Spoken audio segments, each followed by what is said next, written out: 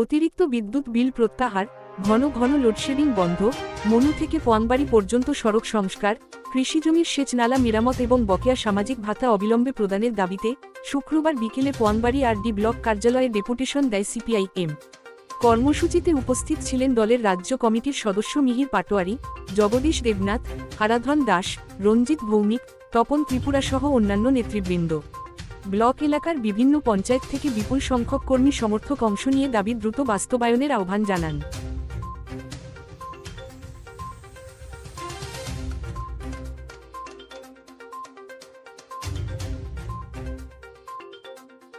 আজকে আমরা ভারতের কমিউনিস্ট পার্টি মার্ক্সবাদীর পক্ষ থেকে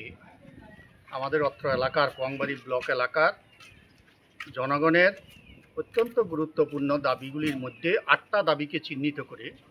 আমরা একটা গণ ডেপুটেশনে এখানে সমবেত হয়েছি। আমরা এই 8টা দাবির মধ্যে বয়স্কদের ভাতা 4 মাস বকেয়া সেগুলি অবিলম্বে প্রদান করা, মনু পোয়াংবাড়ি রাস্তার বেহাল অবস্থা এটা সংস্কার করা, গ্রামীণ রাস্তাগুলো দ্রুত সংস্কার করা, কৃষি জমির নালা পরিষ্কার করা, রেগার বকেয়া মজুরি এবং 125 দিনের কাজ নিশ্চিত করা, আবাস যোজনার অর্থ অবিলম্বে মঞ্জুর করা এবং গ্রাম পঞ্চায়েত ও ভিলেজের সমস্ত বরাদ্দকৃত অর্থের ব্যয়ের হিসাব লিখিতভাবে জনগণের সামনে উপস্থিত করার দাবি নিয়ে একটা ডেপুটেশন এখানে আমরা সংগঠিত করেছি।